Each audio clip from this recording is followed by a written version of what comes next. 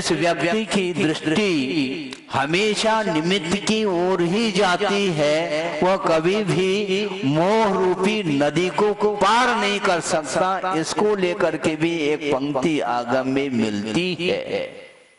आचार्यों ने लिखा है, इसलिए लिखा है कि हम लोगों की जो विपरीत धारणा है वह विपरीत धारणा टूट जाए और आगम के अनुरूप धारणा उसकी बनी रहे। इसी उद्देश्य को लेकर के आचार्यों ने लिखा है। क्या लिखा है? राग जन्मनि निमित्तताम पर द्रव्यमेव कलयन्त एतुते। क्या कहा है? संस्कृत की पंक्ति है, लेकिन घबराओ नहीं, इसका अनुवाद या इसका भाव भी आपके सामने प्रेषित किया जाएगा कि राग जन्मनि निमित्तताम पर द्रव्यमेव कलयन्त एतुते, वो तरन्त नहीं मोह वाहिनी शुद्ध बोध विदुरांत बुद्धय। इस प्रकार अमृतचंद सूरी ने कलशा में ये लिखी है, ये कारिका है। राग के उत्पत्ति में एकमात्र पर द्रव्य ही कारण है। इस प्रकार जो जिसकी धारणा है वह कभी भी मोह रूपी नदी को पार नहीं कर सकता। क्यों? शुद्ध बोध विदुरांत बुद्धय। सम्यक ज्ञान नष्ट होने के कारण विदुर बोलते हैं, किसी का अभाव हो जाता है तो वह व्यक्ति विदुर माना जाता है। पत्नी के वियोग में, पत्नी के अवसान में जो पति क्या कहलाता है वह विदुर माना जाता है। और पति के अवसान में वो क्या मानी जाती है? विधवा मानी जाती है, जिसको विडो बोलते हैं आप लोग। तो जिस प्रकार पत्नी के अभाव में पति विदुर कहलाता है क्योंकि एक का अवसान हुआ है, इसलिए इसी प्रकार शुद्ध बोध विदुरांत बुद्धय, सम्यक ज्ञान के अभाव के कारण जिसकी बुद्धि अंधी हो चुकी है, वही उसी व्यक्ति की यह मान्यता है कि हमेशा राग द्वेष की जो उत्पत्ति होती है उसमें निमित्त कारण को ही जोर मारता है, निमित्त को हटाना चाहता है। प्रारंभिक अवस्था में निमित्त से बचने के लिए आचार्यों ने उपदेश दिया है, किंतु बचने की भी एक सीमा होती है। कहाँ तक हम बचेंगे? गेय पदार्थों से, अनंत गेय पदार्थों से हम बचेंगे तो कैसे बचेंगे? महानगरियों से बच करके सिद्ध क्षेत्र अच्छे क्षेत्र में आकर के साधना कर रहे हैं, करते हैं, किंतु वहां पर भी नो कर्म उपस्थित हो सकते होते हैं। इसलिए आचार्य महाराज कहते हैं एक सीमा तक हम बच सकते हैं, बचना चाहिए। न बचो ऐसा नहीं कहा, प्रारंभिक अवस्था में बड़ी सावधानी से साधना करने की आवश्यकता पड़ती है, किंतु साधना करते समय यदि मान लो पुनः वह वस्तु उपस्थित हो जाती है तो आचार्य कहते हैं दृष्टि नासा पे धरे, इसके अलावा और कोई भी उपाय नहीं है। क्योंकि अनंत पदार्थ हैं, उनको हटाया नहीं जा सकता, बल्कि उन पदार्थों से उपयोग को ही हटाया जा सकता और हटाना चाहिए। उपयोग को हटाना बहुत कठिन होता है। महाराज कर्म की उदीर्णा हो रही, उदीर्णा तो होगी, क्यों नहीं होगी? इसलिए गुरुदेव ने एक बार कहा था कि वर्तमान में आज का जो मोक्ष मार्ग है वह नर्सरी है, ऐसा कहा है। सुन रहे हैं आप लोग? आचार्य महाराज ने पंचम काल में जो कुछ भी मोक्ष मार्ग हम लोगों का चल रहा है वह एकमात्र नर्सरी है। अभी बहुत लंबा चौड़ा मोक्ष मार्ग को पार करना है, पथ पर चलना अभी प्रारंभिक दशा है। एक मच्छर यदि मान लो बदन पर बैठ जाए तो हटाने का भाव हो सकता है, मान लो हटाया नहीं, एक अच्छी बात है, किंतु ये उड़ जाए, कोई भी इसको उड़ा दे, इस प्रकार भाव भी यदि मन में आता है, इससे स्पष्ट है कि बड़े बड़े उपसर्ग को क्या सहन कर पाएगा। मच्छर बैठ जाए तो उड़ा देते हैं, मच्छर हो जाए तो क्वाइल जलाते हैं, आप लोग जलाते हैं ना, और शेर आकर के सामने बैठ जाए तो कौन सा क्वाइल जलाओगे आप जला पाओगे? संभव ही नहीं महाराज। फिर शेर आकर के बैठ जाए तो हम क्या करेंगे? हमें कुछ नहीं करना, उसी को करना, जो कुछ करना वो करेगा, और क्या कर सकते हैं अपन। तो मोक्ष मार्ग इतना लंबा चौड़ा है, आचार्य कहते हैं 4 दीवार के बीच में बैठ करके हम जो साधना कर रहे हैं वह केवल नर्सरी है, ऐसा कहना चाह रहे हैं आचार्य महाराज। यद्यपि इस नर्सरी के माध्यम से भी संस्कार पुष्ट हो जाते हैं, धार्मिक संस्कार, वैराग्य के जो भाव है वो कालांतर में काम में आती है। इसलिए साधना करते रहो, यथाशक्ति साधना करने के लिए कहा है, किंतु साधन उपयुक्त होना चाहिए, उसके बिना हम साधना नहीं कर पाते। आमूल सिक्त पैसा घृतेन ननिम्ब वृक्ष मधुरत्वमेति। आमूल चूल जो है वृक्ष को सींचा गया है, किंतु वह नीम का वृक्ष है, कभी भी मधुरता को प्राप्त नहीं हो सकता। उसका यह स्वभाव है, उसकी यह प्रकृति है। इसी प्रकार एक संसारी प्राणी की एक प्रकृति बन चुकी है, एक स्वभाव बन चुका है, बार बार संबोधित करने के उपरांत भी उसकी मति परिवर्तित नहीं होती, उसकी बुद्धि परिवर्तित नहीं होती है। इसलिए स्वयं गुणभद्र आचार्य भी कह रहे हैं, बातें करना बहुत सरल है, साधना करना बहुत कठिन है।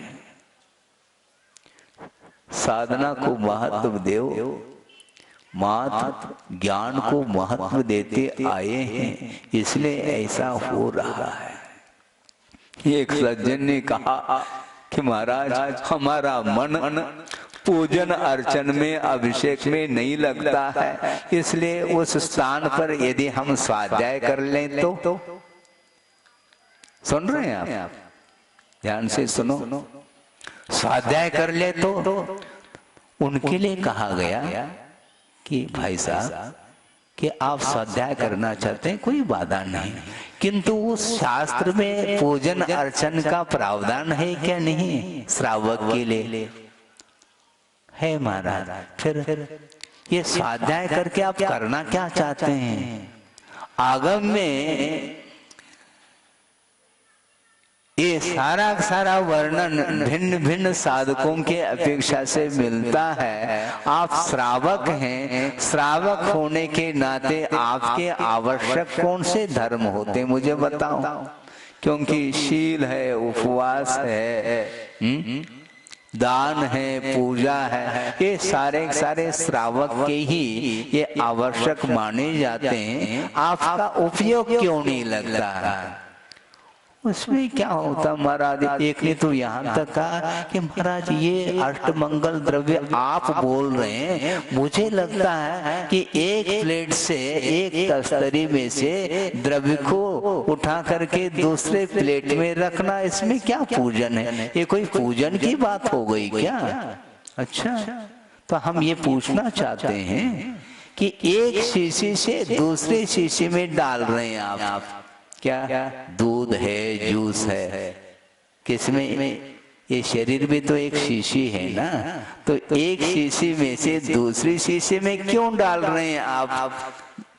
दूध है, अनार का रस है, मौसमी का रस है, अमरस है, केले का रस है, अनेक प्रकार के अंगूर का रस है, ठंडाई है। अरे उसको रहने दो ना, क्योंकि शीशी में रहने दो।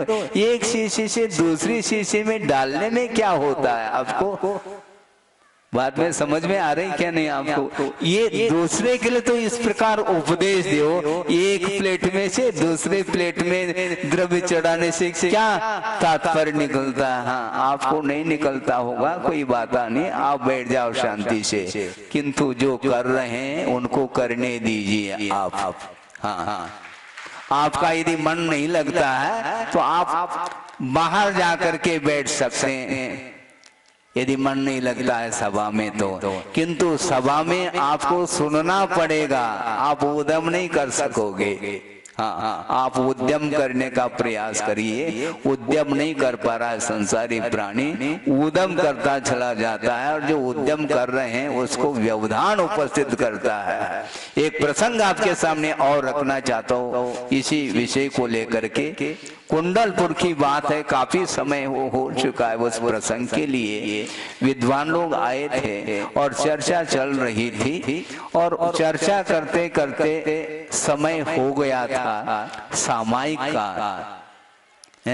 आहार चर्या के पश्चात चर्चा चल रही थी और लगभग 11:15 बजने को था, और आचार्य महाराज ने कहा इसको यहीं पर इस चर्चा को स्थगित किया जाए, और अगले सत्र ने मध्याह्न में इस चर्चा को और शेष चर्चा को रखा जाए। तो उन्हीं विद्वानों में से एक विद्वान ने कहा, हाँ, भाव सामाय को छोड़ करके द्रव्य सामाय करने के लिए चले जा रहे हैं। इस प्रकार उनके मुख से अनायास शब्द निकले। उस समय आचार्य महाराज ने कोई उत्तर नहीं दिया। ऐसे व्यक्तियों को उत्तर देने से क्या प्रयोजन सिद्ध होता है? मतलब उनकी धारणा बनी है स्वाध्याय करना तो भाव सामायिक है, और आसन लगा करके जो भगवान की प्रभु की आराधना की जाती है उसको वो द्रव्य सामायिक मान रहे हैं। इससे और कौन सी विडंबना होगी? ये विद्वत्ता मानी जाती है, इसको ज्ञान बोलते हैं क्या? संभव नहीं। इसलिए गुणभद्र स्वामी ने भी अच्छी पंक्ति दी है, प्रासंगिक है। वो पंक्ति मुझे संस्कृत के तो याद नहीं है, याद आ जाए तो हम कह सकते हैं। अनुवाद तो गुरुदेव ने किया है और बहुत अच्छा अनुवाद। वैसे अनुवाद तो उनके तो अच्छे ही होते हैं, लेकिन फिर भी कहने में व्यवहार में आता है। उन पंक्तियों को पढ़ने से कम आप लोगों के कान खुल जाना चाहिए। उभय लोक की हित की बातें कई सुनाते सुनते थे। क्या कहा?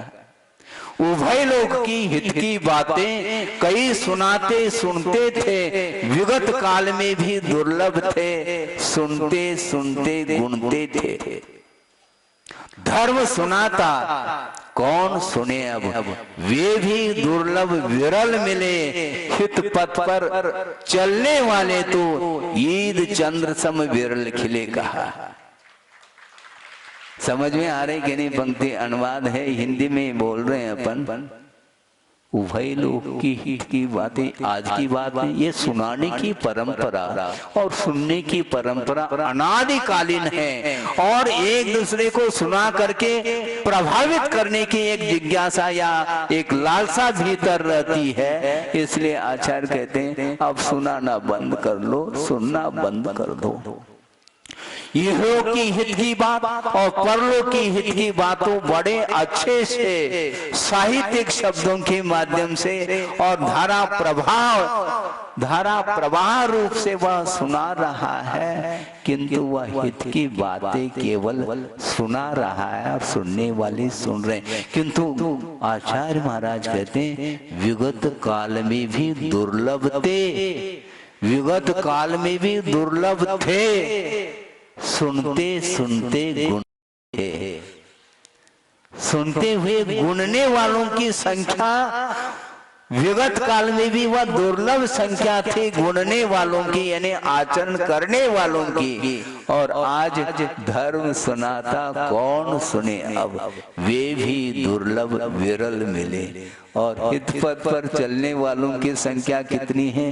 ईद चंद्र सम विरल खिले का अर्थ है वह चंद्रमा शुक्ल पक्ष का चंद्रमा, वह दूज का चंद्रमा प्रत्येक व्यक्ति को दिखाई नहीं देता। उसी प्रकार हितपथ पर चलने वालों की संख्या बहुत विरल है।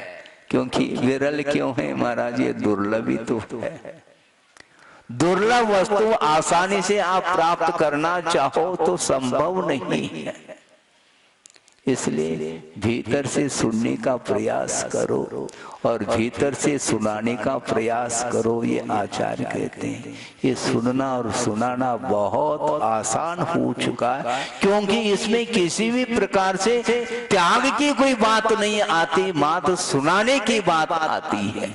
इसलिए गुरुदेव बार बार कहते हैं स्वाध्याय करो, किंतु भीग करके स्वाध्याय करने का प्रयास करो। इस प्रकार स्वाध्याय तो अनंत बार किया है महाराज। पूजन में मन नहीं लगता, स्वाध्याय में मन लगता। मात्र मन नहीं लगाना, हृदय को लगाने का प्रयास करिए, तब वह स्वाध्याय माना जाता है। मन भीगता नहीं, हृदय भीगता नहीं, केवल फॉर्मेलिटी औपचारिकता होती चली जा रही है। अच्छे साहित्यिक शब्दों के माध्यम से एक दूसरे को प्रभावित करने का एकमात्र उद्देश्य बना रखा है। उसके माध्यम से वो अपने आप को बहुत बड़ा प्रचारक मानना चाहता है। आचार्य कहते हैं प्रचारक मत बनो, साधक बनो। हाँ, आचार्य ज्ञान सागर जी महाराज जिन्होंने दीक्षित होने के पूर्व साहित्य की रचना की है, उद्भट विद्वान थे। साहित्य क्षेत्र में, संस्कृत साहित्य के क्षेत्र में काफी उनका ज्ञान पहुंचा हुआ ज्ञान था। इस कार्यक्रम के पुण्यार्जक हैं स्वर्गीय श्री सवाईलाल जैन जी की 17वीं पुण्य स्मृति पर श्रीमती चिंतामणि सवाईलाल जैन परिवार, कन्नौज, मुंबई।